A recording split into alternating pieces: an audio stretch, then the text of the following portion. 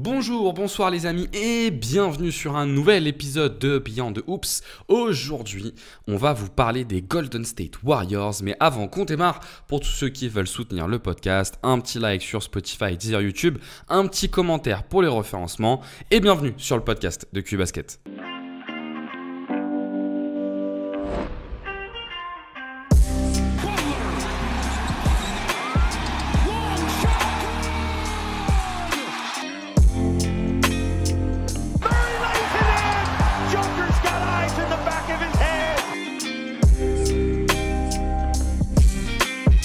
Mitchell has his head up, takes the look, her feet. Oh my!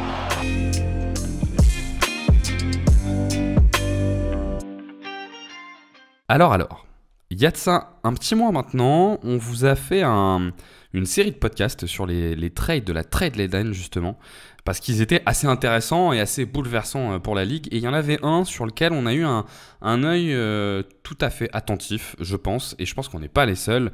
C'est le trade de Jimmy Butler aux Warriors. Et on avait déjà prévu à ce moment-là, on s'était déjà dit que probablement qu'au bout d'un mois, alors même si maintenant ça fait même plus qu'un mois, parce qu'on est quasiment à 2 mois, on ferait un petit point pour essayer de voir ce que ça donne, si effectivement ça change la dynamique des Warriors, ou si à l'inverse c'est un coup d'épée dans l'eau. Et pour vous parler des Warriors, aujourd'hui on est avec Jérém. Salut Jérém, ça va? Salut Benjos, comment tu vas? Ah bah Benjos, carrément, il n'y a plus de respect quoi encore. Ouais, excuse-moi, Mais non, bon, non, c'est merde, pardon, je voyais les messages de Val en même temps. bah y a pas de problème. C'est pas grave. Donc effectivement, bah écoute, ça va très bien, ça va. Je suis content de parler de cette équipe des Warriors parce que enfin on en avait déjà parlé ensemble quelques fois, mais je trouve que c'est une équipe qui a bien bougé à la trade deadline et je trouve que pour le coup, un peu comme les Lakers d'ailleurs, c'est vraiment un trade qui a fondamentalement changé la façon dont fonctionne cette équipe. Clairement, et c'est vrai que c'est là que tu vois que des fois, les tendances globales d'une équipe, elles peuvent varier avec un seul changement, un seul joueur. Et là, ouais, le changement de Jimmy Butler, il est assez incroyable, quoi. Effectivement, il y a eu un changement majeur avec ce trade d'Andrew Wiggins ou ce trade de Jimmy Butler. En tout cas, quoi qu'il en soit, les Warriors, dont on espérait d'ailleurs depuis l'été qu'ils essayent de faire un gros mouvement, l'ont enfin fait avec cette arrivée de Jimmy Butler. D'ailleurs, toi, est-ce que c'était sur Butler que tu avais parié pour ce big mouvement des Warriors? Ouais, comme j'avais dit dans le podcast qu'on avait fait justement sur le trade de Jimmy Butler, euh, moi je le suivais d'assez loin ce trade. J'avais la sensation que ça faisait partie de 2-3 équipes où ça pouvait finir. Et à l'époque, ça parlait beaucoup des Suns et je comprenais pas l'idée du tout. Donc ouais, je trouvais ça cohérent qu'il aille aux Warriors. Et en fait, c'est ce que je disais la dernière fois, c'est que au début, après le trade de Lucas, ça paraissait presque un trade mineur. Et puis quelques heures après, je me suis dit, non, mais en fait, ça peut être assez énorme quand même. Et du coup, ouais, c'était un peu lent qu'on avait pris dans ce podcast-là. Et bah ouais, un mois et demi plus tard, il change sacrément la donne et peut-être encore plus que ce qu'on avait imaginé, quoi. Ouais, alors on va pas effectivement revenir dans le détail des conditions du trade, mais en plus, ce qui est vrai, ce qui était particulièrement intéressant pour eux, c'est qu'ils avaient peu lâché dans ce trade et ça pouvait paraître comme un simple ajout sans perdre grand-chose, voire presque juste un remplacement d'Andrew Wiggins par Jimmy Butler. Alors, ce qu'on vous propose, c'est que peut-être dans un premier temps, ce qu'on peut faire, c'est juste se rappeler un peu à quel point en étaient les Warriors au moment de l'arrivée de Jimmy Butler, assez rapidement. Et après, on va passer sur, vous en avez l'habitude, en plus avec Jérém, on fait souvent cet exercice, l'exercice un peu du ping-pong où chacun à son tour, on donne un sujet qu'on veut aborder et puis on déroule. Jérém, est-ce que tu peux nous en dire un peu 2-3 mots sur l'état dans lequel étaient les Warriors au moment de ce trade? Ouais. Bah, du coup, les Warriors, après un départ de saison qui était assez canon, étaient tranquillement retombés dans les presque profondeurs de l'Ouest, hein, au moment où Jimmy Butler arrive. Ils sont sous les 50% de victoire, ils sont à 25-26. Ils ont une attaque qui est en fait un peu bizarre parce qu'en fait, il y a deux versions des Warriors. Il y a une version avec Curry qui a une attaque plutôt honorable et une version sans Curry qui a vraiment une attaque dans les tréfonds de la ligue. Donc ils ont le 19e offensive rating, ils ont le 10e defensive rating et c'est une équipe voilà, qui peine à trouver son équilibre euh, et qui a un peu deux visages et on sent qu'effectivement il manque un peu entre guillemets de star power et de fait il manque de joueurs capables en fait d'attaquer le cercle et capables en fait de créer un peu du chaos. Et on sentait que voilà le tandem Curry-Green, tout aussi excellent qu'il demeure, avait un peu du mal à voilà maintenir le flow de l'équipe en permanence, quoi. Ouais, et puis en plus, comme ça peut souvent arriver dans ces cas-là, c'est-à-dire quand tu as une équipe qui est pas complètement constituée, tu peux avoir quelques usages, non pas à contre-emploi, mais pas emploi maximum.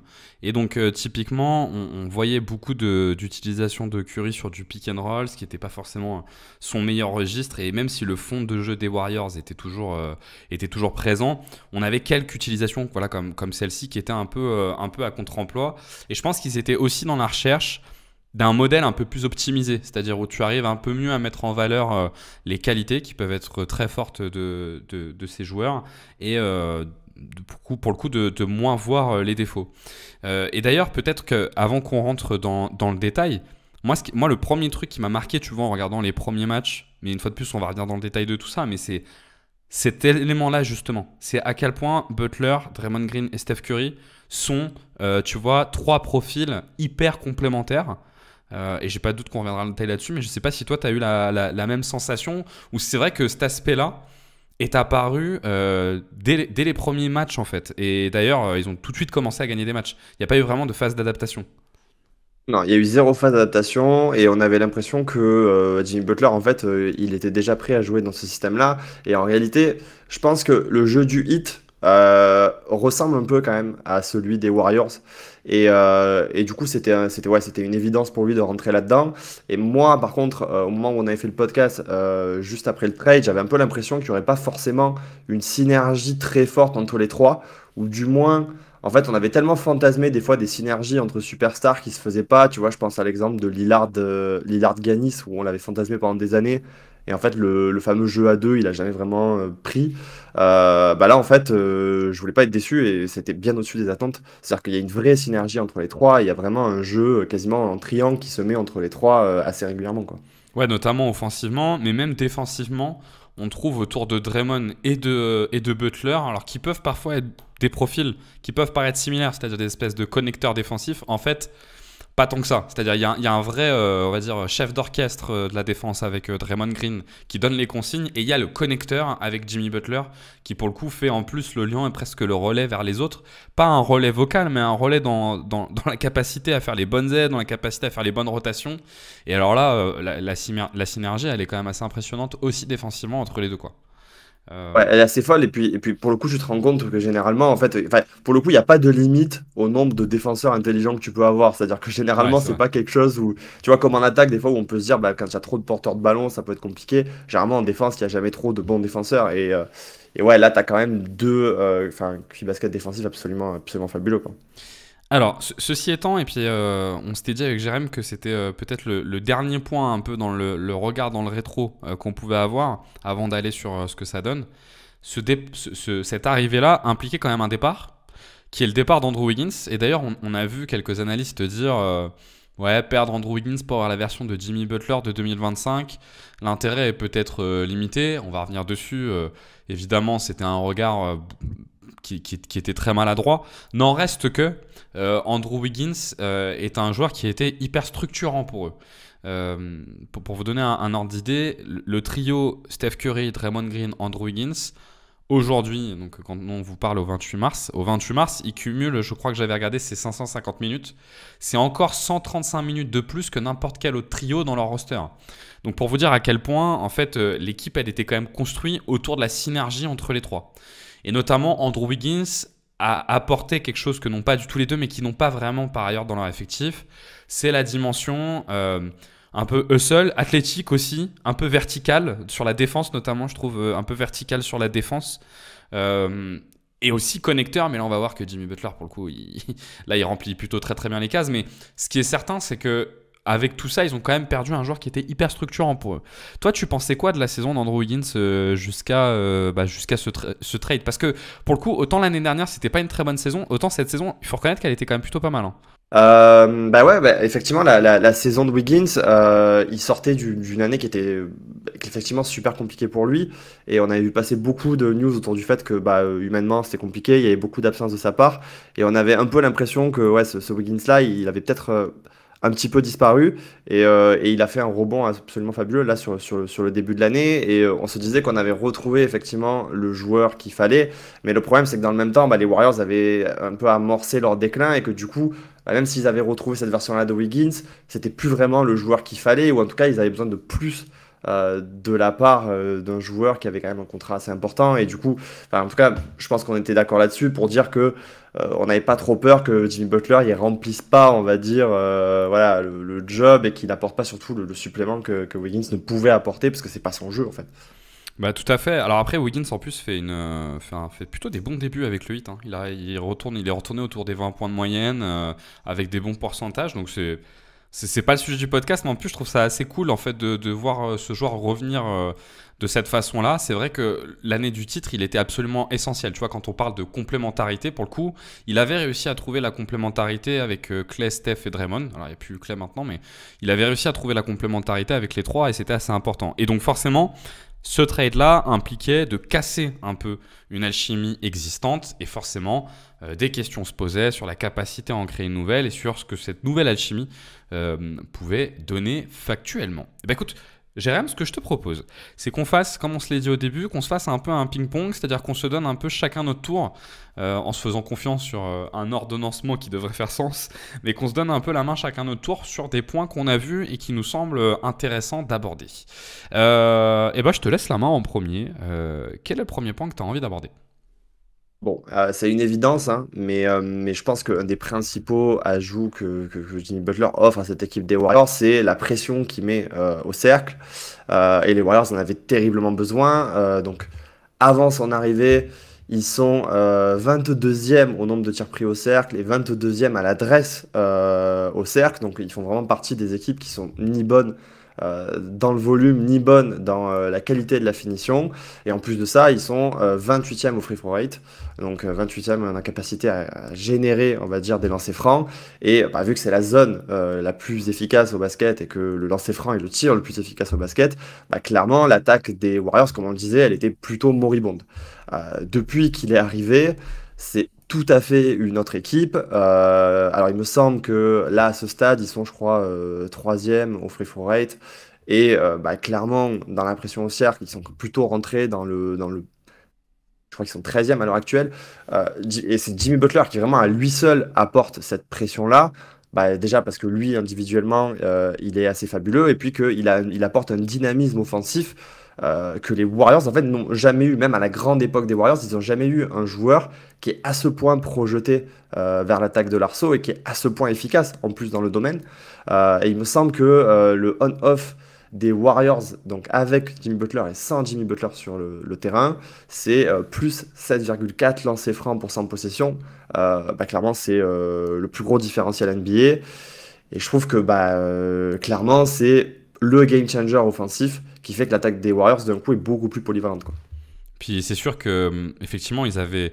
En fait, quand vous regardez les différentes statistiques, quand vous essayez d'évaluer la qualité d'une équipe, c'est vrai que moi, je vous le dis souvent, moi, en tout cas, c'est ma vision, la question de la pression au cercle, pour moi, elle est centrale parce que c'est ce qui va générer de l'aide, c'est ce qui génère du chaos et ce qui génère derrière des 3 points ouverts plutôt que des 3 points à moitié contestés. Donc, c'est-à-dire que sur cet aspect-là absolument central du jeu, les Warriors étaient en défaut. Et ils étaient en défaut, et pour compenser ce défaut, on y reviendra après, mais ils demandaient un peu à Curry de le faire, ce qui n'est pas son principal point fort. Et là, ils ont récupéré avec Jimmy Butler un des joueurs qui est le plus performant dans cette dimension-là. Tu l'as dit, là où il est très performant sur la pression au cercle, le premier élément qui ressort avec Jimmy Butler, c'est sa capacité à aller chercher des fautes. Et effectivement, sur sa capacité à aller chercher des fautes, là, on retrouve du Jimmy Butler absolument dantesque. De toute façon, c'est son cœur de jeu. C'est son cœur de jeu. Moi, ce que je trouve intéressant sur cette question de la pression au cercle, c'est que, en fait, il est dans une situation, et c'est là qu'on voit aussi tout le génie de Jimmy Butler, il est dans une situation qui est quand même différente de ce qu'on l'a vu opérer à Miami. À Miami, Butler était quand même assez impliqué dans du pick and roll, et en fait la pression au cercle, il la met via du pick and roll parce qu'il arrive à se rapprocher du cercle de cette façon-là, et ça lui permet de malgré tout arriver au cercle. Je trouve qu'avec les Warriors, il est un peu moins impliqué dans ces séquences-là, mais il est presque plus utilisé comme un espèce de second Draymond Green beaucoup sur du poste bas. Et donc, la façon dont il génère du cercle est moins par du drive, mais plus par des positions qui sont en soi proches du cercle. Donc, soit des positions statiques. Et là, c'est son playmaking sur des jeux de cut qui lui permet d'amener de la pression au cercle pour les autres. Soit lui-même par du jeu de cut, du jeu sans ballon, parce qu'ils ont pour le coup un bon spacing. Et c'est vrai que, alors, du coup, il y a un petit souci d'efficacité. On va y revenir sur Butler et sur sa pression au cercle. Mais par contre, sur le volume, c'est là où on voit tout le génie de Butler. Il a réussi à imprimer son style de pression au cercle, mais dans des registres différents que ce qu'on a l'habitude de voir. C'est moins par du pick and roll, c'est plus par un poste. C'est un vrai poste 4 en fait. Il joue comme un vrai poste 4 et du jeu sans ballon. Et moi, c'est vrai que ce truc-là, je le trouve. Enfin, pour moi, ça, tu vois, ça montre à quel point c'est un joueur brillant, quoi. Ouais. Ça montre son intelligence de jeu et je trouve qu'il y a même un truc en tant que juste enfin visionneur, c'est le côté, c'est super agréable à regarder quoi. Ouais. C'est-à-dire qu'il y a en fait tout le jeu des Warriors au global d'ailleurs, hein, ça se fait par de l'interaction et quand il y a le trio Curry, Draymond, Jimmy Butler, t'as effectivement un peu l'impression qu'en fait t'es toujours à une passe d'avoir un tir qualitatif quoi. Si tu ressors, même si Draymond Green n'est pas un shooter, il suffit qu'il pose un hand-off et en fait Curry il a un pull-up à 3 points comme il les aime, ou il a un drive et on sait que même si c'est pas effectivement le jeu qu'il préfère, à partir du moment où tu lui laisses un espace, c'est quand même un joueur qui a un toucher assez exceptionnel et effectivement bah, Jimmy Butler devient un rouage absolument indispensable de cette équipe et bah, la pression du fait qu'il puisse choisir à un moment donné d'attaquer son vis-à-vis ou de couper vers le cercle quand il n'est pas balle en main, ça change complètement en fait la physionomie des tirs et aussi ça augmente le nombre de passes décisives sur l'ensemble du système des Warriors depuis qu'il est là quoi. Et tu peux même ajouter que ce qui est intéressant, c'est que quand on vous parle de spacing, il faut toujours faire attention sur le terme de spacing. Le spacing, c'est pas seulement la capacité à occuper le 3 points, c'est aussi la capacité à occuper les zones, tout simplement les zones sur lesquelles il y a de l'espace. Et lui, il a cette capacité à occuper le terrain proche du cercle, une fois de plus de manière statique. Et là où c'est particulièrement intéressant, je trouve, pour les Warriors, c'est que ces dernières années, ce spacing-là était assuré, si on prend les 2 dernières années, beaucoup par Kevon Looney et par Jackson Davis, qui sont 2 joueurs qu'en réalité, tu n'as pas vraiment envie d'avoir sur le terrain, ou en tout cas sur des minutes assez limitées. Et ne serait-ce que le fait que lui soit capable de faire ça, fait que tu diminues mécaniquement leurs minutes à eux, pour plutôt les privilégier sur des profils à la Podziemski ou à la Buddy Hield, qui pour le coup sont plus optimisés. Et tu peux même ajouter que du coup, ta pression au cercle, tu avais tendance à la faire beaucoup via du pick and roll pour effectivement du drive de Curry, mais aussi tout simplement pour trouver tes bigs sur le pick, comme Kevon Looney et Jackson Davis. Sauf que le problème, ces joueurs-là ne sont pas des bons finisseurs de pick. Donc en fait, c'est un espèce, tu vois, de truc que tu fais par défaut. Et d'ailleurs, on l'a vu, on en reparlera peut-être après, mais on a vu depuis l'arrivée de Jimmy Butler, il y a un joueur qui a vu ses minutes augmenter. C'est le 3e pivot de ce roster. C'est Quentin Post qui, pour le coup, a plutôt pris les minutes de Jackson Davis qu'on voit très très peu maintenant. Ouais, et alors peut-être, je sais pas si on en parle maintenant, mais c'est vrai qu'en plus, ce qui est assez cool avec Quentin Post, c'est qu'en fait, je le trouve, bon, déjà, t'as l'avantage d'avoir un pivot qui tire à 3 points et qui en plus tire, je crois, sur du 42-43% à 3 points, donc il est clairement, enfin, il t'offre un spacing assez fabuleux, mais en plus, dans les autres compartiments du jeu, au début, je me suis dit, ok, ils l'ont sûrement pris juste pour son tir, mais en fait, il a une vraie mobilité. Défensivement, je trouve qu'il il est pas du tout pénalisant si tu as un bon défenseur à côté. Et justement, tu as Green, tu as Butler. Et en fait, je le trouve même assez surprenant dans les autres compartiments du jeu. Et en fait, c'est, je pense, une rotation assez viable en vue des playoffs, quoi. Et tu passes du coup d'un truc où tu avais 2 mecs, Looney et Jackson Davis.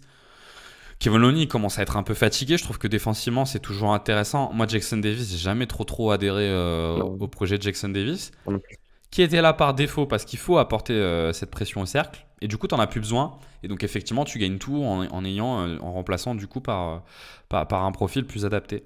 Peut-être sur Butler, moi il y avait un dernier élément que je m'étais nommé, c'est vrai que c'était le premier point que je voulais aborder, c'est pourquoi Butler et ce que donne Butler, c'est qu'on a quand même une version de Jimmy Butler qui est hyper axée sur le playmaking.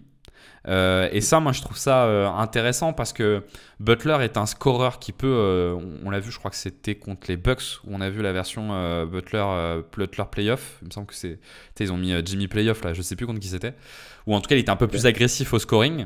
Mais globalement, on n'a pas cette version de Butler agressif au scoring. On a plutôt la version en hyper playmaker Il a 30% d'assist percentage, je crois, ce qui est son plus haut depuis. Alors, c'est un faible volume de match, mais ce qui est son plus haut depuis quelques temps, puisque c'est son plus haut depuis 2020-2021, si tu reprends sur l'ensemble d'une saison. Et donc, alors avec toujours un jeu aussi propre, très très peu de pertes de balles. On reviendra après sur la façon dont il amène son playmaking. Mais moi, je trouve ça cool, tu vois, d'avoir Butler sur cette version. Et lui, tu sens très bien, c'est aussi ce qui ressortait de ses velléités de trade, que de toute façon, il n'a pas envie d'être impliqué comme un scorer first. Il veut être impliqué comme un playmaker. Et on a clairement cette version-là avec lui pour l'instant. Ouais, et puis je pense qu'effectivement, il est dans un rôle de couteau suisse un peu ultime, et c'est là que tu te rends compte à quel point il a une gravité importante, parce qu'en fait, bah ouais, dès qu'il est un peu agressif, en fait, enfin, toute la défense se contracte et toutes les aides se génèrent autour de lui. Et comme tu dis, il est très propre et il est très bon pour trouver ses coéquipiers. Et en plus, bah, tu l'as aussi dit tout à l'heure, en fait, ça change le roster que tu mets autour. Et du coup, tu mets dans des meilleures conditions des joueurs comme Podziemski, comme Buddy Hield, etc., qui sont des bons shooters et qui étaient peut-être des fois trop responsabilisés balle en main, notamment Buddy Hield. Et en fait, ouais, il ouvre le jeu à une bande quand même de joueurs qui sont plutôt intelligents et qui sont habitués à se déplacer. Donc, je pense qu'il profite aussi beaucoup de cette motion offense dans lesquelles les joueurs qui l'entourent ont évolué, quoi. Et peut-être que ça peut permettre d'aller sur un deuxième point qui moi, moi que je m'étais noté, qui est un peu en lien avec tout ça. Moi, il y a un deuxième point qui m'intéresse, c'est à quel point Steve Kerr est en train d'essayer de construire un roster qui est adapté à Curry et Butler. Et je trouve qu'il y a un joueur qui symbolise ça offensivement, c'est Podziemski, qui pour le coup est très complémentaire de ce que proposent Butler et Curry. Je m'explique, mais en fait, vous avez Stephen Curry qui a repris un rôle de créateur sans ballon très fort, avec une énorme gravité et très très focus sur le 3 points. On le voit beaucoup moins jouer de pick and roll, moi je trouve, qu'avant l'arrivée de Jimmy Butler. Pour autant, Jimmy Butler, c'est pas un initiateur de jeu. C'est pas un initiateur de jeu, en fait, il crée du playmaking parce que il est dans un playmaking de connexion, mais qui a un niveau tellement exceptionnel que du coup ça génère beaucoup de jeux, mais ça reste fondamentalement pas un créateur primaire. Et c'est là où moi ce que je trouve intéressant, c'est que pour le faible volume de ballons qu'ils ont de toute façon à jouer avec un mec qui va venir initier peut-être un peu du pick and roll ou de la création pour eux, et ben Steve Kerr il a choisi de faire confiance à Podziemski, dont on avait vu l'année dernière des premières brides d'un joueur qui pouvait jouer comme ça, parce que c'est un joueur qui a un bon handle et c'est un joueur qui a un super pull-up derrière l'écran. Et du coup ils ont rajouté Podziemski à ce duo là pour dire Butler, en fait on va pas lui demander de faire de l'initiation de jeu. Curry, on va se mettre d'accord, on va concentrer Curry sur ses valeurs fortes, qui est la création sans ballon, et on va pas trop lui demander de faire de la création avec ballon. Mais du coup, il faut ce profil-là qui fait la création primaire avec ballon. Et c'est Podziemski qui joue ce rôle-là. Et moi, j'aime bien ce que fait Podziemski depuis l'arrivée de Jimmy Butler. Ouais, j'aime beaucoup ce que fait Podziemski. Comme tu dis, il peut jouer un peu ce rôle de ball handler primaire. Et puis, en fait, au global, j'ai l'impression que la volonté, c'est de sortir Curry de cette situation qui n'était pas évidente, où justement il devait jouer du pick and roll parce qu'en fait, il fallait bien créer des espaces et qu'ils n'avaient pas grand monde pour le faire. Et en fait, ils ont un peu envie d'éclater la création en fait, sur l'ensemble des joueurs qui sont sur le terrain. C'est-à-dire que tu as toujours Draymond Green qui va apporter de la création. Et en fait, j'ai l'impression que oui, Podziemski, c'est un peu le joueur qui fait partir les systèmes. Et en fait, après, n'importe qui peut quand même poser son dribble, peut quand même jouer voilà, des interactions dont on parlait. Et Jimmy Butler est excellent là-dedans. Et tu vois, par exemple, je l'ai vu quand il y a des équipes qui ont travaillé de la défense en zone sur lui. Par exemple, il a une capacité à faire éclater la défense en zone qui est absolument formidable et qui justifie en fait justement ces changements de rotation qui ont été mis en place. Et d'ailleurs, pour compléter, la rotation, je trouve, Curry, Podziemski, Moses Moody, Butler, Draymond Green, je trouve que ça bouge tellement bien et c'est tellement bon à la fois offensivement et défensivement que ouais, ça marche pour tout le monde. Et en plus, Podziemski qui a retrouvé une adresse parce que bon, il avait eu un début de saison compliqué et on sent que pour lui aussi, bah en fait, c'est clairement un vent nouveau qui se lève quoi.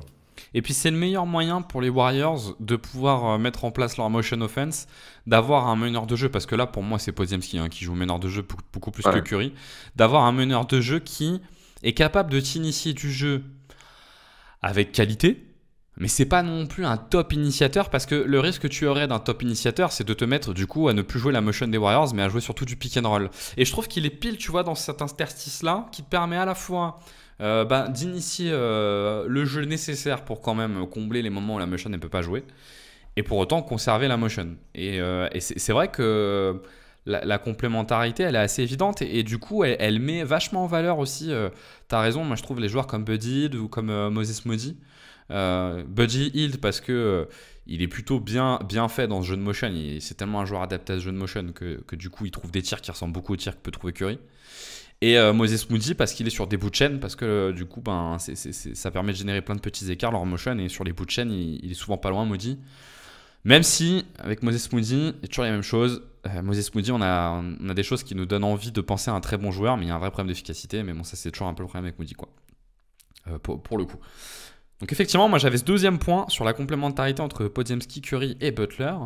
Et donc je te repasse la main si tu avais un autre point à aborder. Alors, en introduction, j'avais un peu dit qu'il y avait vraiment un problème il y avait deux équipes des Warriors. Il y avait l'équipe avec Curry et l'équipe sans Curry. En termes de stats, ça donnait qu'en fait, avec Curry, sur le terrain, tu avais la 27e défense, mais tu avais le 5e offensive rating. En tout cas, tu jouais comme le 5e offensive rating et tu jouais comme la 27e défense. Et en fait, tu switchais complètement quand ils sortaient du terrain. Et là, tu jouais comme la deuxième défense NBA, mais tu étais la 29e attaque. Depuis que Jimmy Butler est arrivé, en fait, tu as une solution à ça. C'est-à-dire quand Curry sort, en fait, tu laisses Jimmy Butler sur le terrain. Et les Warriors, avec Jimmy Butler, sans Stephen Curry, ils gagnent le net rating de plus 11. Et en fait, je crois que c'est un des plus gros game changers pour moi, pour ces Warriors. C'est en fait d'avoir une continuité permanente et de pouvoir dominer en fait les minutes sans Curry, quoi. Enfin, ça change absolument tout. Bah ouais, parce que c'est vrai que pour moi, ça s'explique assez simplement. C'est que souvent, le remplaçant naturel de Curry, c'est Buddy Hield, justement. C'est-à-dire qu'il récupère les minutes de Curry. Et le problème, c'est que si Buddy Hield est, moi, je trouve quand même capable d'assurer la gravité qu'a Curry, parce que franchement, il n'y a pas beaucoup de joueurs dans la NBA qui attirent autant les défenses sans ballon que Buddy Hield. Enfin, si, il y a Stephen Curry. Mais sorti des deux, t'en as quand même pas beaucoup. Mais par contre, t'en as pas un qui va assurer le playmaking, le peu de playmaking qu'il arrivait à assurer. Et en fait, ils arrivent à trouver un espèce de mix avec Butler qui, dans ces moments-là, touche quand même un peu plus la balle, va initier un poil plus le jeu. La motion, elle est moins importante que dans les minutes avec Curry, mais tu as quand même un bout de la motion qui est récupéré par Buddy Hield, comme c'était déjà le cas avant. Mais là où avant, c'était d'un coup Podziemski qui se retrouve avec un énorme volume de playmaking à faire, en fait, ils le répartissent entre Butler et Podziemski, et tu trouves un truc à peu près fonctionnel. Et puis je pense que le deuxième élément, il est lié à la première chose que je disais tout à l'heure. C'est toujours la même chose, c'est qu'ils n'ont plus à faire jouer Jackson Davis et Kevon Looney dans ces minutes-là, et qu'à la place, tu as Quentin Post. Et en fait, Kevon Looney et Jackson Davis étaient tellement je vais être un peu dur, mais étaient tellement des problèmes offensivement pour leur équipe, que de ne plus avoir à les mettre sur le terrain, ça te libère pas mal d'espace en fait. Et ils arrivent à mettre à profit. Je suis clairement d'accord. Effectivement, tu as effectivement des rotations qui changent, et puis tu as ce truc on en parlait dans le podcast sur Denver, c'est ces joueurs qui sont utilisés à contre-emploi. Parce que par exemple, Buddy Hield, comme tu dis, il a cette gravité qui fait qu'ils arrivent un peu à reproduire la motion offense. Le problème, c'est qu'aussi, il lui demandait de porter la balle, ou il demandait à des joueurs de porter la balle alors qu'ils ne généraient pas d'espace. Et du coup, tout se complique, quoi. Et là, effectivement, avec Jimmy Butler, tu peux très bien te dire, ok, Jimmy Butler, pendant 10-15 minutes par match, il est tout à fait capable d'être beaucoup plus balle en main et de gérer des espaces. Et d'ailleurs, je me demande si en playoff, selon les défenses qu'ils ont en face, on va pas retrouver aussi des moments avec du Curry qui joue du pick and roll, ou du Butler qui est beaucoup plus responsabilisé balle en main, ou sur du 1 contre 1, tu vois. Je pense que ce sera à suivre. Je trouve que ce qui est intéressant aussi dans leur... je poursuis un peu sur l'échange. Moi, je trouve que ce qui est intéressant aussi sur... ce nouveau roster qu'ils ont mis en avant et qui trouve une forme de fonctionnalité, c'est que on repart sur un vrai small ball. Ça fait longtemps qu'on n'a pas vu d'ailleurs une équipe jouer du vrai small ball, parce que là on est quand même sur... on avait les tricheurs, c'était des équipes qui faisaient du tall ball, en fait on a l'impression que c'était du small ball, mais il n'y a personne en dessous de 2 mètres. Eux, c'est pas le cas. Eux, ils sont sur du vrai small ball. Leurs 5 majeurs, tu dois avoir Curry à 1m93, Podziemski doit être à 1m91, 1m93, Moody doit être à 1m96, Draymond il a 1m98, et je sais même pas si Butler est à 2 mètres. Donc, pour le coup, ils ont un vrai small ball. Et alors, à l'époque, quand on avait du vrai small ball, c'était pour jouer très très vite. Et là, ce qui est intéressant, c'est que c'est du vrai small ball, mais pour jouer doucement. Ils ont, depuis l'arrivée de Jimmy Butler, c'est la 17e pace de la ligue. Ils jouaient même un peu plus vite avant son arrivée. Ce qui est logique, hein, parce que Butler a toujours été un joueur de tempo lent. Et moi, je suis curieux d'avoir ton avis. C'est quand même étonnant de jouer du small ball lentement et que ça soit quand même fonctionnel. Pourquoi, selon toi, c'est quand même fonctionnel? Pour moi, c'est quand même fonctionnel parce que t'es peut-être pas rapide, mais tu es très mobile. Tu es très mobile et puis surtout, tu as des talents de connexion qui sont quand même hyper nombreux. Et en fait, je crois qu'on l'a déjà abordé un peu plus dans le podcast, mais c'est l'idée qu'en fait, tu as des connecteurs de très haut niveau avec Curry qui a une gravité absolument exceptionnelle et tu es capable d'utiliser ça sur des formes de jeu en triangle et en fait de générer de l'attaque de qualité en permanence. En tout cas, ils ont trouvé un nouvel équilibre avec la capacité de Butler à attaquer le cercle et bah, la capacité en fait à créer des tirs ouverts. Et en fait, je pense pas que dans ce cas-là, la transition elle soit d'une absolue nécessité. Ils génèrent de l'attaque de qualité. Pour moi, c'est surtout ça, quoi. Ouais, je trouve que c'est intéressant parce que historiquement, les équipes qui ont choisi de jouer du small ball, quand même, philosophiquement, c'était toujours la même chose. Philosophiquement, c'était de se dire on va profiter de l'athlétisme de nos joueurs petits pour épuiser l'adversaire en jouant à un rythme très très rapide parce que naturellement, les joueurs plus petits ont plus de cardio et ont plus de vitesse que les joueurs grands. Et moi, j'ai pas souvenir d'une équipe.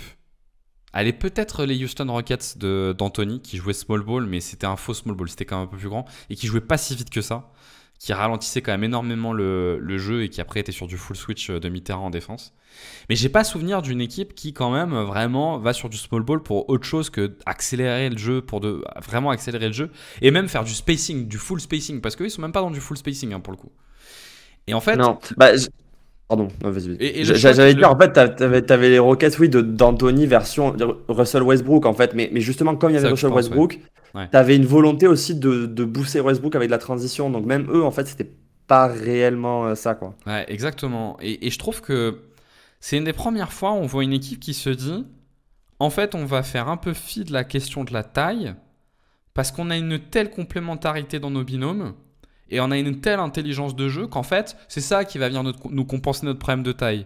C'est-à-dire qu'on préfère se dire, on va maximiser la complémentarité autour de nos stars et autour de leur qualité et tant pis si on est petit, ça va permettre de compenser. Alors défensivement, ils font beaucoup de switch, ce qui leur permet de bloquer les drives, hein, c'est la même chose. L'intérêt de beaucoup switcher, c'est que ça vous permet de bloquer les drives, parce que le vrai risque quand t'es petit, c'est l'accès au cercle.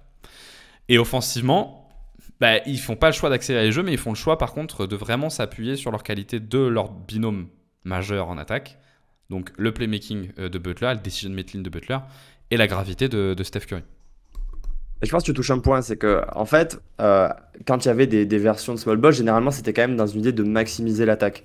Et en fait, ces Warriors-là, je pense qu'ils font pas le choix de pas jouer vite. Ils jouent pas vite parce que c'est pas le jeu des joueurs qui sont sur le terrain. Et en fait, clairement, bah, ils se disent on va jouer avec les qualités qui sont les nôtres.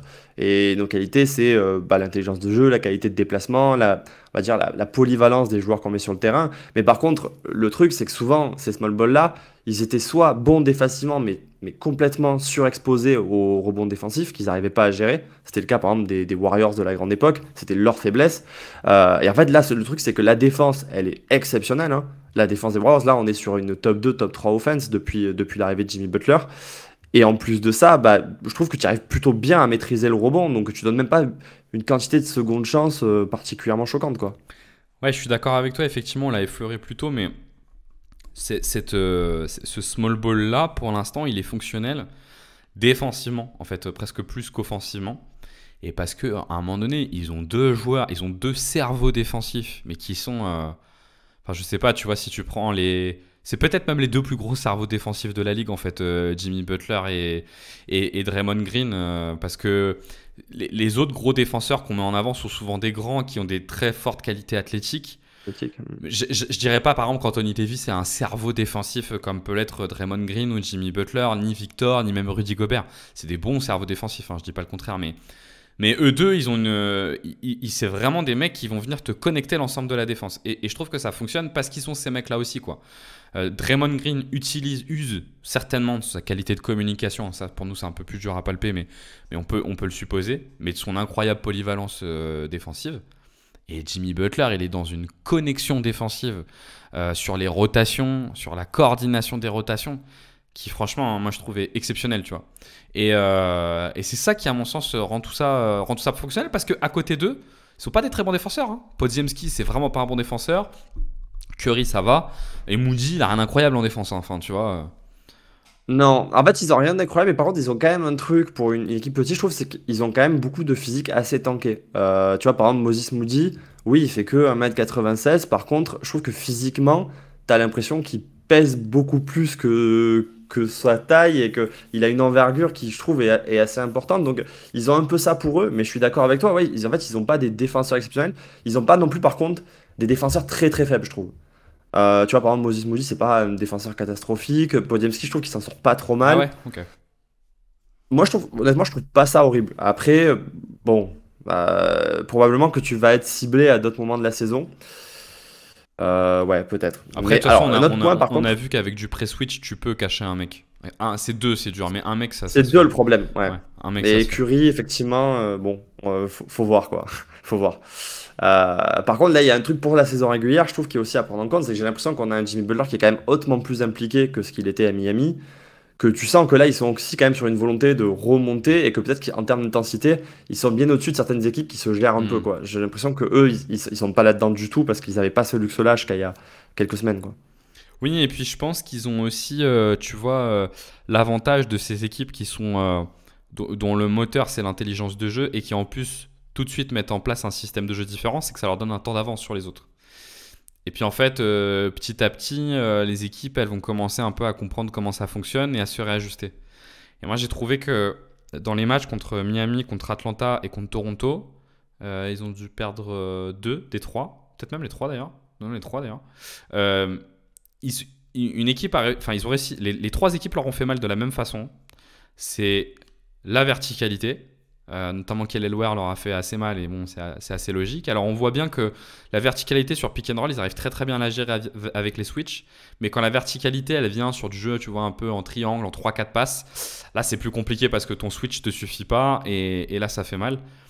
Ils arrivent bien à bloquer le drive, on l'a dit, avec le switch, mais par contre quand ils tombent sur des joueurs qui sont, tu sais, un peu bourrins, qui sont ces postes 4 un peu à l'ancienne, qui ont cette capacité à venir t'enfoncer, à se rapprocher du cercle en forçant un peu le truc, et bah là, ces profils-là leur font très très mal. Et que ça soit Bam, Okongwu ou Scotty Barnes, les trois leur ont fait très très mal là-dessus. Et ça a commencé déjà à laisser esquisser une première limite. Une première limite d'ailleurs à laquelle Steve Kerr a répondu contre Milwaukee en mettant Quentin Post dans le C'est 5 quel poste? Ouais. pour justement compenser cette limite-là. Ce qui était aussi intéressant. Est-ce que toi, tu arrives à te projeter, tu vois, dans des playoffs avec une équipe qui est petite comme ça, ou est-ce que ça te paraît pas être un souci? Alors, en fait, je pense que ils ont le même problème que pas mal de l'Ouest, hein, c'est que ils vont être très dépendants du match-up qu'ils vont avoir. Il y a effectivement des possibilités d'avoir des joueurs qui seront compliqués pour eux. Bon, le premier auquel on peut penser, c'est Nikola Jokic, hein. Parce que sur la défense au poste, ça va être assez compliqué et tu risques peut-être de te faire un peu exposer si tu joues trop sur les aides. Et après, tu as des profils, tu vois. Est-ce que par exemple, un joueur comme Jaren Jackson Jr., ça va pas être un peu pénible pour eux parce qu'il est très long et qu'il aime bien jouer de face et que du coup, est-ce que tu vas pas concéder trop de fautes ou trop de, entre guillemets, de paniers faciles à une passe? Mais après, dans les faits, je trouve qu'aussi, leur côté, on peut défendre un small ball contre des équipes qui dépendent beaucoup d'arrière et d'ailier. Elle est super intéressante en fait. Alors, c'est vrai que je trouve que aujourd'hui, dans les top équipes de l'Ouest, il y en a quand même pas mal qui ont ces postes 5-4 capables de faire du face-up et de t'enfoncer un petit peu. Si tu prends OKC, même s'il n'est pas parfois insuffisamment mobilisé dessus, Cheltenham Green a quand même cette capacité de le faire. Alors il est moins puissant, mais il a vraiment du drive pour le coup. C'est vraiment un mec qui est capable de poser le dribble et d'attaquer. Mais je pense qu'un joueur comme Jimmy Butler est capable de compenser ça. Si tu prends pour le coup les Rockets, clairement avec Alperen Sengun, ils ont ce joueur-là qui est capable de face-up et de prendre un peu en vitesse. Pour les Lakers, pour continuer un peu le listing, on les LeBron qui peut le faire, même s'il peut moins le faire qu'avant. Donc je trouve quand même que dans les oppositions possibles de playoff, t'as quand même pas mal d'équipes qui ont un peu, tu vois, qui ont quand même un peu ce profil-là, quoi. Et, euh, Ouais. et je pense que ça peut être embêtant. Après, je suis pas sûr que tu perdes des matchs sur ces profils-là, quoi. C'est pas les trucs les plus gênants et c'est un truc que tu peux accepter de laisser, quoi. Tu vois, par exemple, quand tu vois le niveau défensif actuel des Warriors, ok, tu as un profil à Alperen Sengun, mais en fait, l'efficacité offensive de Houston fait que tu te dis, bon, Ouais, écoute, c'est vrai. si on arrive à maintenir notre attaque à bon niveau, en fait, enfin, en fait, ça nous va, tu vois. Et dans le cas d'OKC, je pense que de toute façon, ton plus gros problème, c'est plutôt comment tu vas leur mettre des points, quoi, en l'occurrence. Ouais, il y a un peu tout le Mais monde qui a le oui. même problème. Contre eux, effectivement, c'est compliqué de leur mettre des points. Et puis que de toute façon, en plus, ils n'ont pas du tout ce qu'il faut pour défendre l'animal, là. Shai, qui, de toute façon, je sais pas, il n'y a pas grand monde qui a de quoi le défendre, mais qui crée tellement de décalage de toute façon que c'est assez compliqué. Est-ce que tu voyais d'autres choses à dire sur ce small ball? Non, écoute, je pense que on peut passer au point suivant. Je prends la main. Moi, il y a un point Vas-y. qui m'intéresse. C'est un point d'équilibre qu'ils essayent de trouver autour de la dépendance qu'ils ont à la gravité de Steph Curry. Je pense que les trades et les mouvements qu'ils ont fait dernièrement ont vraiment vocation à mettre Steph Curry dans les meilleures conditions. On l'a dit, hein, en le délaissant un peu du ballon, lui permettant de plus jouer sans ballon. Mais je trouve que dans le même temps, les choix qu'ils ont dû faire font qu'ils sont devenus totalement dépendants de sa gravité. Parce que leur spacing est quasiment assuré entièrement par lui. Si tu prends l'exemple de leurs 5 majeurs avec Podziemski, Steph, Moody, Jimmy Butler et Draymond Green, c'est quand même un 5 majeur qui, sorti de Steph, a beaucoup de joueurs qui ne sont pas vraiment respectés à 3 points. Donc tu vas avoir Podziemski qui va être respecté. Moody, il est plutôt respecté, mais il y a un peu un truc avec Moody des équipes en face qui est on le respecte le premier quart-temps. Si on voit qu'il est dans un bon soir, on respecte jusqu'au bout. Mais si on voit que c'est pas dedans, on va y aller mollo. Et pour le coup, Jimmy Butler et Draymond Green ne sont pas des joueurs à respecter. Et alors, du coup, sur leur attaque, déjà le premier impact que ça a, et je pense qu'on le voit notamment beaucoup avec Jimmy Butler qui est en grande difficulté sur l'adresse au cercle, c'est que sur les drives, bah, la défense, elle se contracte quand même sévère, hein. Et du coup, ils ont du mal à finir. Enfin, notamment Jimmy Butler a du mal à finir. Mais la deuxième, c'est que du coup, ils sont vraiment dépendants de ce que Curry apporte en termes de spacing et de gravité. Et donc, je sais pas ce que tu en penses de ça, mais à la fois, ils ont maximisé Steph Curry avec ça, et en même temps, je les trouve devenus très, très, très, très dépendants de lui. Et d'ailleurs, les quelques matchs sans lui, c'est assez catastrophique offensivement, hein, contre les 5 majeurs, hein. Ouais, en fait, je me demande si c'est un choix ou si c'est plus. Enfin, t'es sur une équipe qui est quand même sur une fin de cycle et en fait, t'essayes de bricoler en permanence. Et du coup, bah, peut-être qu'un joueur comme Moses Moody, en fait, il y a quelques années, il aurait été plus loin dans ta rotation. Là, t'es allé chercher Buddy Hield justement pour compenser ça. Mais en fait, tu fais un peu avec les moyens du bord et j'ai pas l'impression que ce soit vraiment des choix stratégiques. C'est plus comment on fait pour monter un effectif en ayant voilà, beaucoup de joueurs qu'on a payé cher, en ayant voilà, le contrat de Curry qui est pas évident. Et oui, je suis d'accord avec toi. Ils ont beaucoup de, entre guillemets, de streaky shooters ou de joueurs qui sont juste pas de très haut niveau en fait. Tu vois, par exemple, un joueur qui pour moi est important pour eux, c'est Gary Payton parce que c'est être un des joueurs qui a la meilleure défense sur le point of attack et en même temps, bah, lui en tant que shooter, c'est compliqué. Donc il est un peu dans le même registre que les autres, c'est-à-dire qu'en fait, il est très dépendant du dynamisme qu'il met en attaque et son shoot au global reste une problématique. Donc moi, je pense que une des rares solutions qu'ils ont, c'est peut-être effectivement d'aligner un maximum Buddy Hield et Stephen Curry, mais de l'autre côté, ça veut dire que défensivement, c'est compliqué. Donc ouais, je pense que c'est une équipe qui a beaucoup de compromis et qui va devoir faire avec pour toute la fin de son cycle, en fait, malheureusement, quoi. Oui, t'as raison, le terme de choix était peut-être pas le bon, c'est plutôt une conséquence de ce qui se passe, parce que t'as raison, ils font le choix juste de se mettre dans les meilleures conditions possibles, et dans leur cas, se mettre dans les meilleures conditions possibles, c'est de faire des choix qui te donnent des trucs et qui t'en enlèvent d'autres, et en l'occurrence, eux, ça leur enlève ça. Mais d'autant que c'était probablement quand même malgré tout le bon choix à faire, parce que ton projet ne peut que se terminer comme il a commencé, c'est-à-dire avec Steph Curry. Et moi, je trouve que Steph Curry aujourd'hui, je trouve que c'est une saison où on voit que le déclin est entamé, notamment sur un élément. Steph a toujours été un très bon driver, et je trouve que son drive, là, ça y est, il commence un peu à pêcher. Il a toujours son toucher, mais la vitesse balle en main, elle est quand même moins impressionnante que ce qu'elle a pu être par le passé. Ça n'a jamais été le mec le plus rapide du monde. Même son handle, alors son handle est probablement pas moins bon, mais comme il va moins vite, en fait, son handle fait moins de différence. Et par contre, là où il fait toujours autant de différence, c'est sur son C'est jeu une sans ballon et sa profondeur. gravité sans ballon. Et donc, ils ont fait le choix de se dire, bah, on va tout mettre dessus en fait. Utilisons Curry sur ce qui nous reste encore comme étant un élément élite de chez élite. Enfin, c'est même plus qu'élite que chez élite. C'est peut-être je veux dire, une des 5 dimensions. Enfin, je sais pas, faudrait regarder, mais il y a peut-être que 5 ou 6 choses en NBA qui génèrent plus de jeux que la gravité de Steph Curry sans ballon. Donc de l'utiliser à fond, c'est vrai que ça paraissait être un choix nécessaire. Enfin, c'est ce qu'il fallait faire, quoi.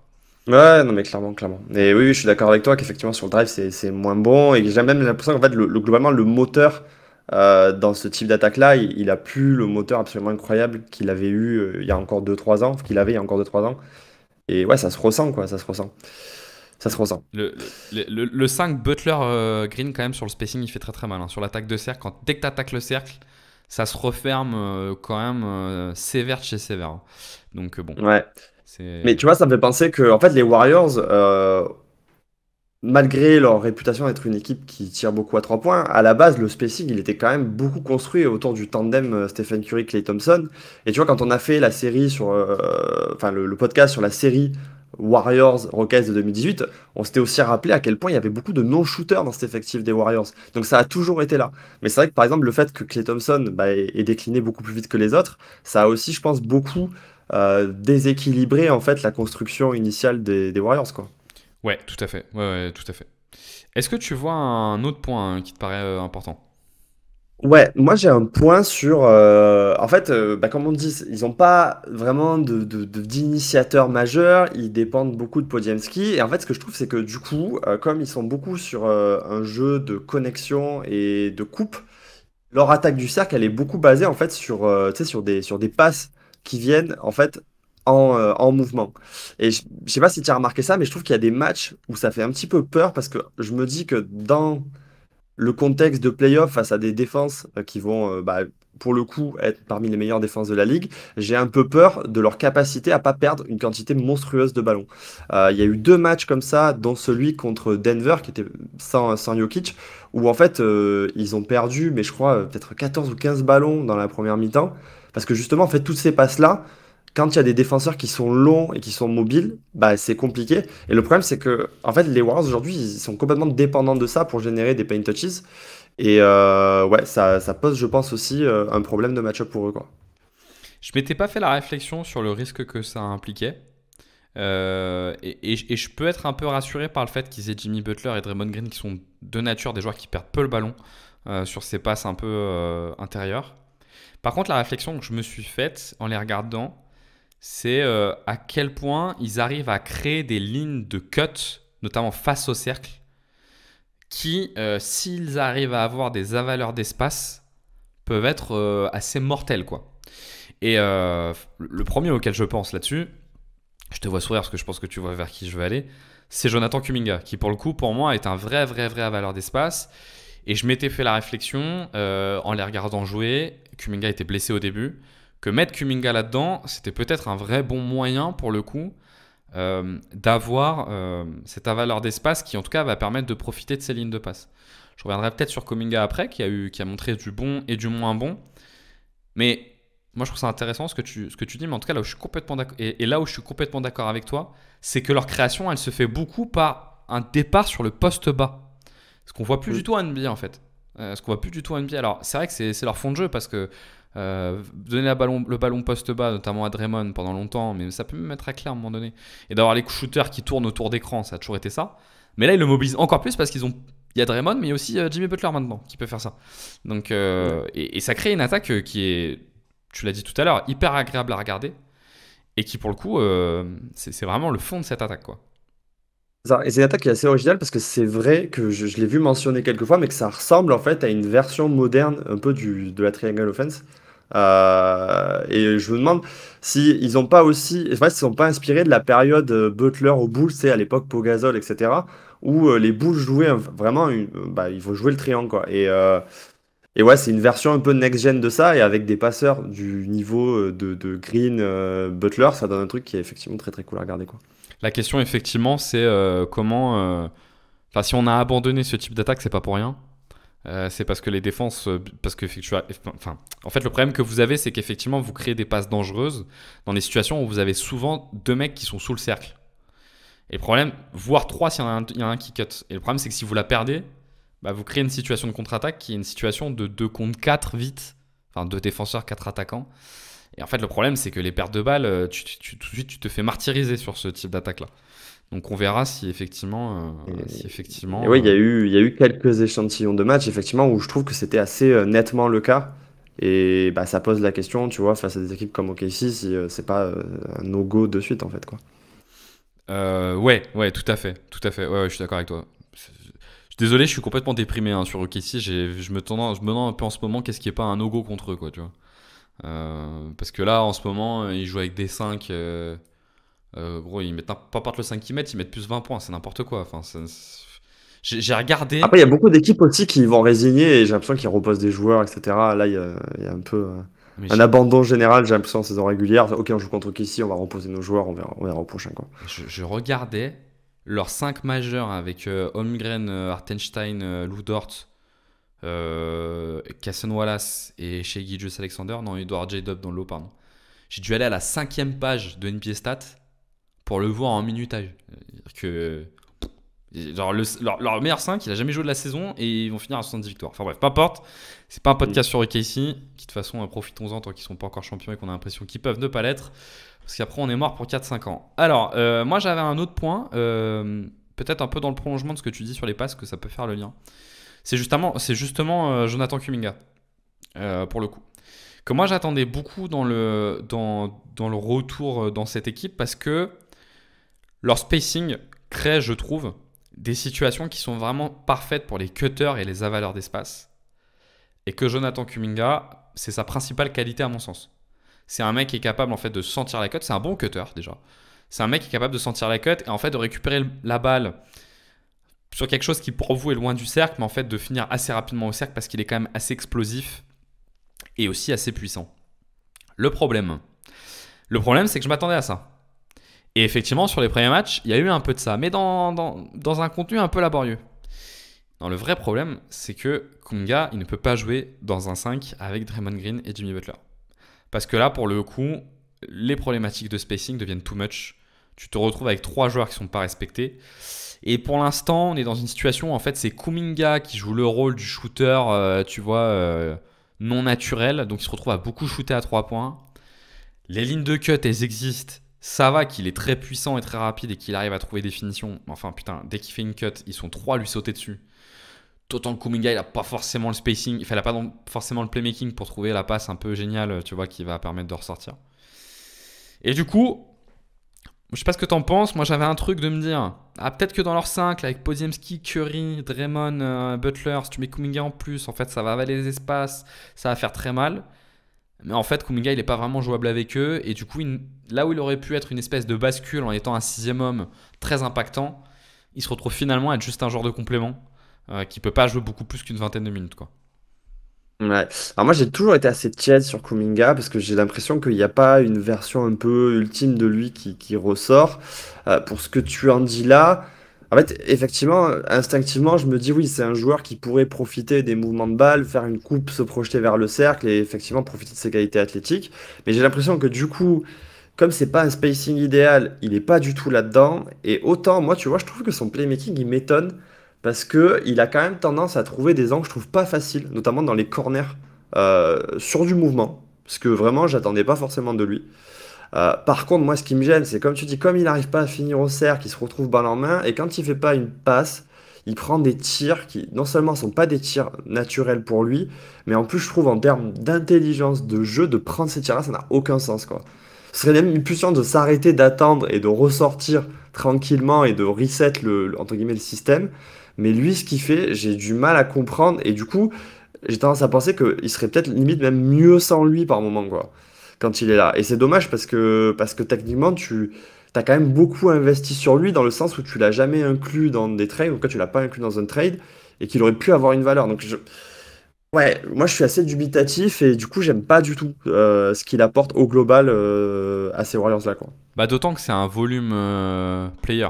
J'allais dire volume scorer, c'est pas le bon terme parce que parfois il score pas, mais c'est un volume player, c'est-à-dire que c'est un mec, à partir du moment où tu le mets sur le terrain, il va avoir du volume. Tu vas beaucoup le voir.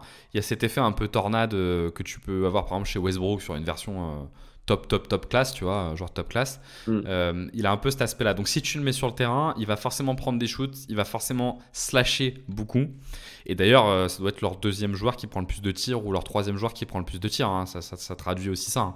C'est un mec qui a un énorme volume. C'est intéressant parce que ce que tu dis sur son profil, c'est un vrai profil de slasher. Moi, ce que j'entends par slasher, c'est pas simplement l'attaque de cercle. C'est aussi l'idée de se dire, dès que je reçois le ballon, je me mets en mouvement pour marquer. Et il a vraiment cet aspect-là. Et je pense que c'est un joueur qui gagnerait à s'inspirer de Norman Powell, qui a ce profil-là, mais qui l'a poussé à un niveau d'intelligence bien supérieur à celui qu'a aujourd'hui Kuminga, hein, qui est encore un joueur très très jeune, hein, qui a que 22 ans. Et qui est devenu, les années passant, aujourd'hui Norman Powell, c'est un top joueur, quoi. Grâce à ça, pour le coup. Mais je trouve que Norman Powell, par contre, dans la qualité de déplacement, et notamment à longue distance, et dans le shoot, en fait, il a des atouts que Kuminga, pour le moment, en tout cas, il n'en est pas là dans sa carrière. Et moi, ce qui me gêne, c'est que j'ai pas regardé les stats du tout, mais j'ai cette sensation qu'en fait, il va buter sur des tirs de mid-range, soit de short mid, soit vraiment de pure mid-range. En fait, non, clairement, c'est pas son jeu, c'est pas ce type de shooter-là. Et du coup, je trouve que ça casse complètement l'attaque des Warriors dans l'état, quoi. Donc, je pense qu'il va être très dépendant des rotations. Et malheureusement, aujourd'hui, il est un peu loin, on va dire, dans le roster en termes d'importance, en fait, avec l'arrivée de Jimmy Butler, quoi. Ça a toujours été une des caractéristiques de Jonathan Kuminga, qui attaque beaucoup le cercle, mais qui peut manquer un peu de finesse pour arriver jusqu'au cercle. Et il prend 35% de ses tirs en short mid, 96e percentile. Donc il prend énormément de joueurs en short mid. Et il est à 35% d'efficacité dessus. Alors que pour le coup, quand il arrive au cercle, là c'est très très haut parce qu'il est à plus de 70% d'efficacité. Il était à 75% l'année dernière. Donc lui, on est vraiment dans un gars qui a besoin d'un spacing optimisé parce que pour le coup, si vous arrivez à l'amener au cercle, là, il a des superbes qualités, il a des vraies qualités. Mais si vous l'amenez pas naturellement au cercle, ça a tendance à se finir en du short mid et là, vous perdez complètement l'intérêt du profil. Donc, Avec le pourcentage que je lui donne, hein, c'est 0,7 tirs pour. 0,7 points par contre par tir pris, quoi. C'est vraiment très très bas. C'est vraiment très très bas. Effectivement, c'est Russell Westbrook. Non, Russell Westbrook, c'est encore pire. Je crois que c'était à 0,5. C'est encore plus bas. Mais il n'est pas dans le 86e centile, du coup. On était à 0,24 cette année, ouais. Ouais, d'accord, voilà. Donc on est vraiment, vraiment super bas. Est-ce que tu vois un autre point? Est-ce que tu t'étais noté une autre chose? Écoute, moi non, il me semble pas. Mes notes sont toujours aussi chaotiques, donc envoie et tant j'en retrouve d'autres en cours de route. On a parlé de la rotation intérieure parce que je pense que la rotation intérieure, c'est quand même un des gros changements qu'il y a eu avec tout ça. On a quand même parlé de Quentin Post, donc on n'a peut-être pas besoin d'y revenir. Intéressant de voir quand même que Steve Kerr fait plus confiance à Kevin Looney qu'à Jackson Davis au final, parce que Looney a gardé sa quinzaine de minutes alors que Jackson Davis a disparu. Peut-être que moi j'ai un dernier point quand même qui est mais je trouve ça intéressant parce que c'est un débat de fond en fait qu'on pourrait d'ailleurs peut-être se lancer une fois en podcast. J'ai un petit truc sur les rotations quand même de Steve Kerr qui pour moi sont toujours aussi bordéliques. Ça me dérange pas qu'il adapte parfois ses 5 en fonction de l'équipe adverse. Tu vois, par exemple, parfois il va mettre Gary Payton dans le 5 plutôt que Moody parce qu'en fait il se dit j'ai vraiment besoin d'un défenseur extérieur et du coup je mets Gary Payton et puis je vais voir dans le premier quart-temps si Payton est dans un bon soir au tir et auquel cas je pourrais continuer avec lui. Ça me dérange pas plus que ça. Par contre, il y a d'autres changements qui sont des changements de philosophie de jeu qui me dérangent un peu plus. Notamment ceux où il choisit de démarrer le match en enlevant un petit pour mettre un grand, par exemple. Où moi, je perds parfois un peu le fil conducteur de ce qu'il cherche à faire. Tu vois ce que je veux dire ? Tu l'as dit au début, hein, leur petit 5 en fait, est basé sur énorme mobilité, ça fonctionne très bien. Et puis par moment, alors ok, j'ai bien compris contre les Bucks parce qu'il y avait Giannis, mais au bout d'un moment, il va se dire allez, je remets un big dans le 5. Et je suis sûr qu'à tout moment il est capable de se dire en fait Moses Moody je le mets plus dans le 5 et maintenant je vais mettre Kuminga. Et puis à un autre moment il va se dire je mets plus Podziemski, je mets Buddy Hield. Je comprends l'idée de s'ajuster, mais j'ai tendance à penser que ces 2-3 dernières années ça lui a pas trop porté ça a pas trop porté ses fruits et qu'il continue à faire ça, et moi j'ai un petit peu de mal. Alors là-dessus je sais pas si je vais te suivre parce que en fait quand tu penses aux Warriors dans leur historique, moi je me souviens pas de Steve Kerr comme un joueur enfin comme un coach qui se cherchait en permanence. Euh, les Warriors, il y avait un 5 de départ qui était relativement ancré dans le marbre et ses rotations aussi à l'époque. Mais je pense que le problème, c'est la perte de qualité globale de l'effectif. C'est-à-dire que voilà, on le disait tout à l'heure, les Warriors maintenant ils sont à un autre stade de leur vie, en fait, de leur cycle de vie. Et le truc, c'est que il manque de talent. Et donc, dans ce cadre où il manque de talent, on en vient à un point qu'on a abordé, il me semble, pas dans le podcast, mais avant le podcast, en fait, les Warriors aujourd'hui, ils n'ont pas un 5 qui est un peu une valeur sûre. Et du coup, ils ont, on va dire, un trio, voire un quatuor de joueurs qui sont un peu des locks. Mais après, ils cherchent en permanence, en fonction de l'adversaire, comme tu dis, ok, là, j'ai un gros attaquant en face sur le point of attack. Ok, je vais mettre Gary Payton pour pas demander à Jimmy Butler de se le taper tout le match. Et puis, en fait, après, il va se dire, ouais, sur les derniers matchs, je manque de spacing, donc peut-être qu'en fait je vais ajouter Quinten Post parce que du coup ça m'ouvre un peu aussi le champ pour aller vers le cercle. Et donc je suis d'accord avec toi, hein, il se cherche, mais je sais pas si en fait il se cherche pas parce que en fait à la fin il n'y a pas de bonne solution, en fait il n'y a pas de solution ultime quoi. Et ouais, je crois que c'est plus lié à des Warriors qui ouais, ils ont plus la même réserve de talent qu'avant quoi. Effectivement, je m'étais noté qu'à sa décharge, si le roster est plutôt bien pensé, c'est vrai qu'il est globalement faible. Et en tout cas à fort compromis. Donc si tu as beaucoup de joueurs à fort compromis, tu peux adapter en fonction de la situation. Mais je me demande si c'est pas quand même une conviction de fond de Steve Kerr de se dire en fait le fond de l'équipe c'est la motion, c'est pas le 5 en fait. Et il garde quand même cette logique de changer le 5 en fonction des oppositions de manière assez constante, tu vois. On peut même repenser, tu vois, si tu repars très loin, même la finale de 2016 contre les Cavs, c'est un mec qui est capable de se dire à un moment donné, au Game 6, en fait, je vais commencer avec Draymond en poste 5. Tu sais pas pourquoi. Ils étaient à 3-1 dans la série, ils perdent un match parce qu'il n'y a pas de Draymond Green, et puis il repart, il se dit je repars en small ball. Et il se fait d'ailleurs démonter dans le premier quart-temps. Mais bon, après, ça aurait pu marcher, c'est des paris. Mais je pense que ça Ouais, fait partie de sa philosophie. c'est possible et effectivement c'est clairement renforcé par le fait qu'aujourd'hui, par exemple, oui, un Moses Moody, c'est clairement un joueur dont tu peux te dire, ok, si je le remplace pour Podziemski, j'obtiens quelque chose de complètement différent et en fait ça va servir mon équipe. Moi j'avoue que dans sa position, j'aurais plus tendance à prendre le parti d'être comme lui et de me dire, ok, voilà, j'ai un trio de joueurs qui aujourd'hui sont encore très forts en NBA et puis après tout le reste autour, j'ai une forme de modularité parce que j'ai une flexibilité de profil. Par contre, le problème, c'est que tous mes joueurs ont des compromis, donc il faut que je trouve à un moment donné la formule qui va mieux le marcher ce soir-là. Et ouais, clairement, ça peut te retomber dessus comme ça peut te servir, quoi. Après, c'est à toi de faire les bons choix. Et là, j'avoue que pour le coup, j'ai pas assez suivi les Warriors ces dernières années. Tu vois, pas comme d'autres équipes où je regarde 60-70 matchs pour me dire, ok, ce qu'il fait, c'est du très bon taf, ou au contraire, c'est plutôt moyen, quoi. Sachant que là, pour le coup, il a trouvé un quatuor, ce qui, dans les dernières années, est beaucoup pour lui, un quatuor. Parce que je pense que Podziemski est lock. Mais bon, je te dis ça, on enregistre le vendredi soir. À tout moment dans le week-end, il a démarré un match avec Steph Curry et Buddy Hield parce qu'il s'est dit bon, pourquoi pas. Il s'est dit on n'est pas en playoff, alors pourquoi pas. Est-ce que pour toi, on a fait le tour sur nos chers Warriors? Bah écoute, ouais, je pense qu'on a fait le tour parce qu'effectivement, ce point de équipe qui a pas on va dire, de 5 majeurs un peu ancrés, c'est un truc que je voulais discuter. Et du coup, maintenant, la question, c'est la question à chaque fois qu'on se pose à cette période de l'année, mais voilà, c'est quoi pour toi le bon parcours des playoffs cette année? Tu les vois où dans cette conférence Ouest? Je pense que c'est une équipe qui... moi, je serais pas surpris qu'il récupère le 6e spot. À minima. En plus, on a vu Memphis se séparer de son coach. Alors, c'est assez serré, hein, tout ça. Hein.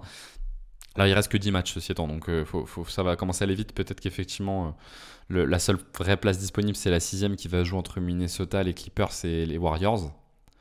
Je pense que pour n'importe quelle équipe, il y a un vrai enjeu à éviter le play-in. Parce que play-in, tu es à une défaite de jouer contre OKC. Et qu'en fait, OKC, ils perdront pas au premier tour. Enfin, peut-être qu'ils peuvent se faire un run de playoff où ils sont épuisés. Tu vois, comme on a vu Minnesota l'année dernière être épuisés un peu mentalement au moment où ils arrivent en finale de conf. Et alors là, t'as un truc à jouer, mais il faut pas les jouer au premier tour parce que tu les joues au premier tour, t'es mort dans le film, quoi. Donc, je pense que beaucoup de choses dépendent de ça. Je les vois bien récupérer le 6e spot. 6e spot, ça voudrait dire qu'ils jouent contre le 3e. Donc, 3e qui devrait être, je pense, Denver. Je pense que c'est pas une match-up facile pour Denver, la match-up Warriors, hein. Pour le coup. C'est probablement une équipe qui sera compliquée à jouer en tout cas parce qu'elle a énormément d'expérience et elle a au-delà de l'expérience, qui est une valeur à laquelle on accorde plus ou moins d'importance, elle a elle a 3 joueurs qui ont toujours montré leur capacité à répondre présent en playoff, pour le coup. Et donc, il n'y a pas beaucoup d'équipes qui sont capables de dire j'ai un trio qui en playoff sera à son max. Ouais. Ouais. Alors, moi, c'est plus on avance, en fait, et plus j'ai l'impression que en fait, c'est très proche entre beaucoup d'équipes. J'aurais tendance à dire qu'en fait, s'il y avait peut-être des chapeaux, on va dire, dans cette conférence Ouest, il y aurait OKC tout seul en haut.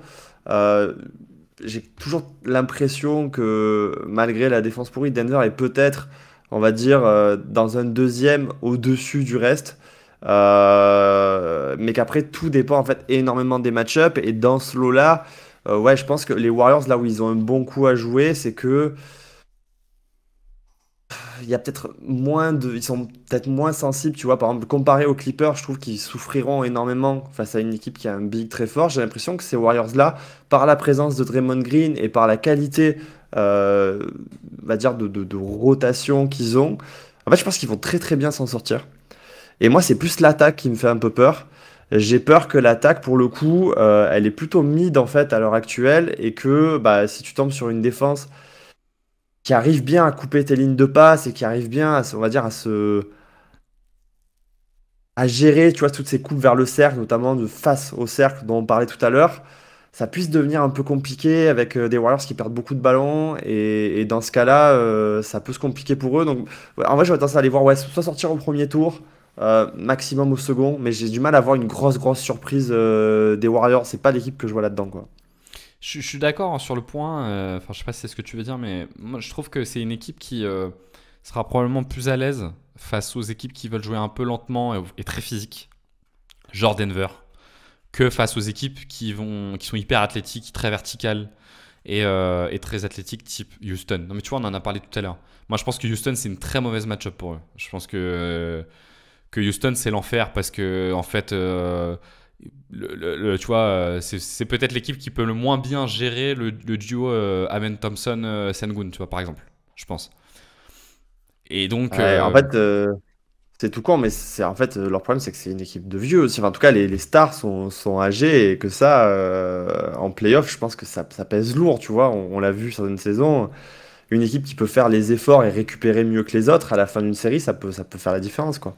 et ils ont aussi montré par le passé qu'avec, notamment contre les équipes jeunes, bah parfois t'as des tueurs de série et qui font très très mal. Je pense à Curry dans la série contre les Kings il y a 2 ans, par exemple, tu vois, qui avait réussi à la terminer. Et il n'y a pas beaucoup d'équipes qui vont se présenter avec 2 mecs qui sont capables, tu vois, de vraiment porter les squads sur 2, 3 matchs quasiment à eux tout seuls, tu vois.